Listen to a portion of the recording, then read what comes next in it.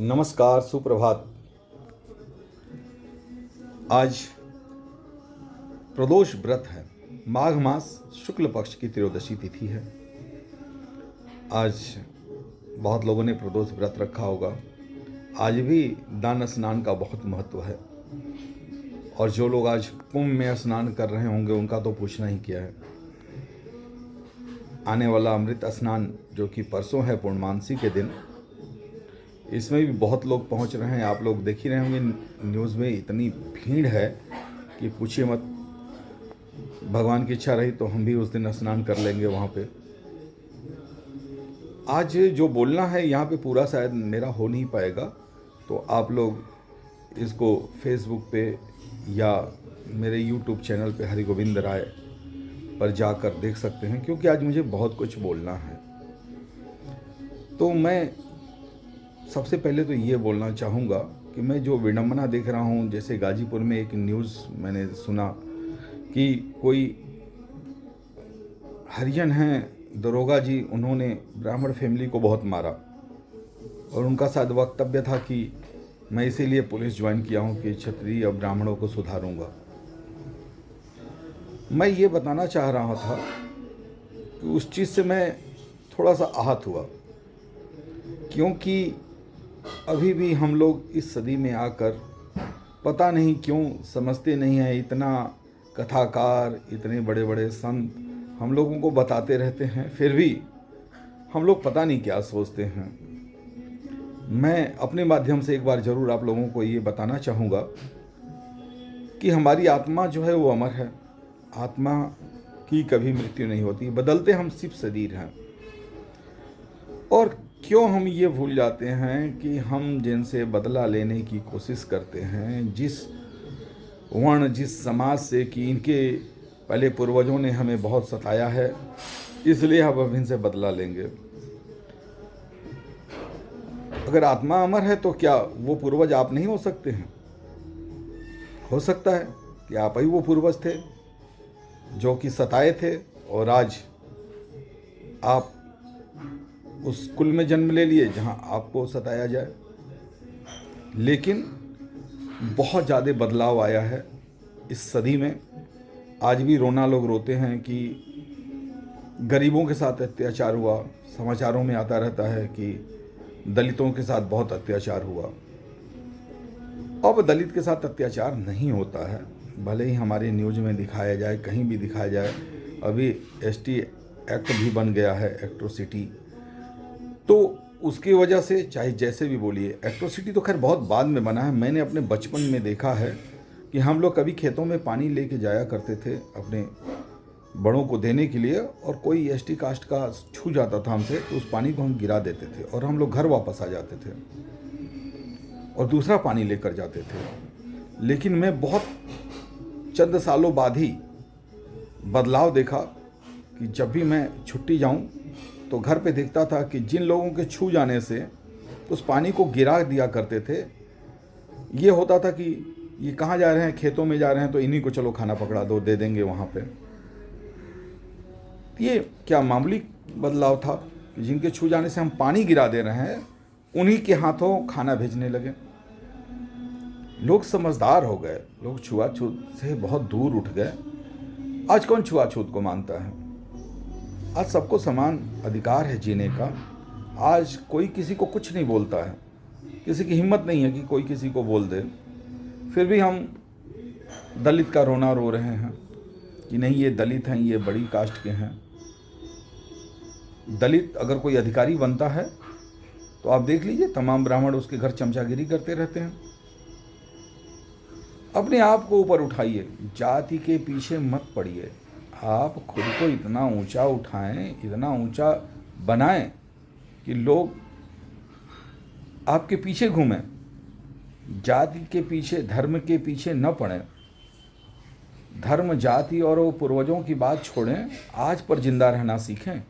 आज आप क्या हैं, आज आप क्या कर रहे हैं, बस उस पर सीखिए रहना। मेरे परिवार के पहले वालों को लोगों ने बहुत सताया। अरे कौन सताया? आपने देखा है, वो सताने वाले भी हम नहीं थे और सहने वाले भी आप नहीं थे। उस समय का क्या रहा होगा माहौल, कैसा रहा होगा, वो सब बीत गया, भूल जाइए उसको। अभी जातीयता में मत बटिए। अगर आप एक गांव के हैं तो ग्राम का हर सदस्य एक दूसरे का परिवार है, आप उसको परिवार के जैसे देखिए। ये नहीं कि आप बाहर गए हैं और किसी और जाति का आदमी हो, उसको कुछ लोग मार रहे हैं, आप सोच रहे हैं हमारे जाति का थोड़ी है कि हम इसको बचाने जाएंगे। ऐसा मत करिए। पूरा ग्राम आपका अपना परिवार है। जब और बाहर निकलते हैं तो हमारे ब्लॉक के लोग हमारे परिवार के होते हैं, अगर हम डिस्ट्रिक्ट छोड़ देते हैं तो डिस्ट्रिक्ट के लोग हमारे परिवार के होते हैं। यही प्रक्रिया है। आप देखिए, जो लोग विदेशों में हैं, चाहे वो भारत का कहीं का भी रहने वाला आदमी हो, उसके लिए तरसते हैं, उससे दौड़ कर जाकर मिलते हैं, ये हमारे कंट्री का है। तो ये वैमनस्यता आप लोग बिल्कुल दिमाग से निकाल दें, जातीय वाला, कि ये हमारे पूर्वज को सताया था। आपका पूर्वज था कौन? आप जानते हैं, जब आत्मा अमर है तो सताने वाले पूर्वज जो थे वो शायद आपके रहे हों। तो इन फालतू के भेदभाव में न पड़ें।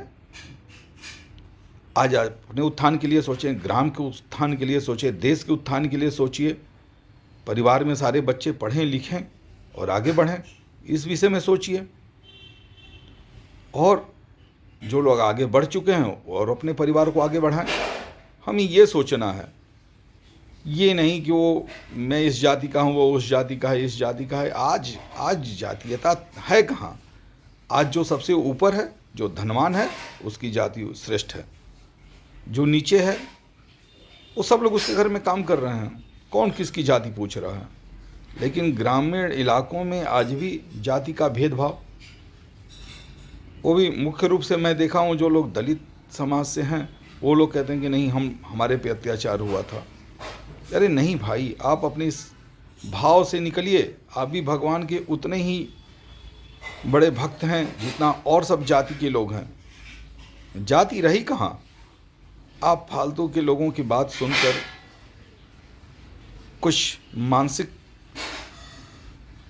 समाज में विघटन पैदा करने वालों की बातों को सुनकर जाति में बढ़ जाते हैं।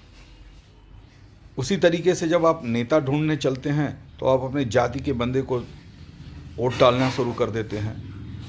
आप राजा चुन रहे हैं और राजा चुनने हैं जो काबिल हो उसको। हमें अपने जाति के इंसान को चुनकर क्या करना है? चुनाव हमेशा अच्छे इंसान की होनी चाहिए, ना ही किसी जाति, ना ही किसी धर्म की होनी चाहिए। अच्छा इंसान एक अच्छे समाज को विकसित करेगा, ना कि कोई जाति का आदमी। तो रिश्तेदार मत ढूंढिए, दामाद मत ढूंढिए। जब भी आप वोट डालने जाइए तो बहुत विवेक से, बहुत समझदारी से ऐसे इंसान को चुनिए जो कि समाज का भला करे, जो हमारे इलाके का उत्थान करे, हमारे बच्चों के लिए उज्जवल भविष्य के लिए कुछ करे। क्योंकि एक बार वोट पाने के बाद जातीयता खत्म हो जाती है। आप किसी को जाति के आधार पे नेता बना लीजिए, उसके बाद उससे मिलने जाइए, फिर उसके भाव को देखिए, वो आपको एकदम महत्व नहीं देगा, आपसे मिलेगा भी नहीं। तो हम इतना अंधे क्यों हो जाते हैं कि हम जाति के हिसाब से राजा बनाने लगते हैं? राजा हमेशा ही काबिल होना चाहिए और हमारा पूरा अधिकार है इस लोकतंत्र में कि हम अपने वोट से राजा चुनते हैं। तो हमारे वोट का बहुत बड़ा महत्व है। हम कब समझेंगे? समझ में नहीं आता है। लोग पता नहीं, जब वोट डालना हो, छोटा सा एक उदाहरण बताइए। गांव प्रधान का जो एक वोट होता है उसमें भी हम जाति और पार्टी देखने लगते हैं। गांव प्रधान तो बिल्कुल ही काबिल होना चाहिए, चाहे वो किसी भी जात का इंसान हो। अगर वो काबिल है तो उसे वोट दीजिए, वरना मत दीजिए। 500 रुपया में बिक जाना, एक बार 500 रुपया लेके गलत आदमी को आप वोट डाल देते हैं, उसके बाद आपका कितना घाटा होता है ये आपको समझ में नहीं आता। तो कैसे समझेंगे हम? कब समझेंगे हम? आज सब लोग पढ़े लिखे हैं। जब भी आप ग्राम प्रधान ही चुनने जाते हैं तो शुरुआत वहाँ से ही करिए कि आप उस काबिल इंसान को चुनिए जो कि ग्राम के लिए कुछ करेगा। उसको कभी मत चुनिए जो आपके जाति का है, आपके घर के पास का है, आपके मकसद का है, उसको मत चुनिए। आप उसको चुनिए जो कि वाकई गांव के लिए कुछ कर सकता है।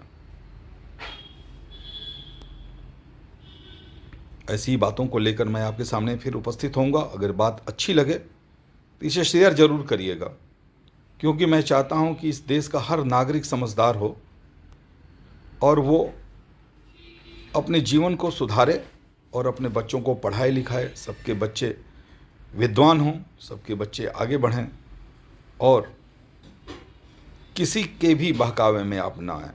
बस यही मेरा उद्देश्य है। धन्यवाद। राम राम।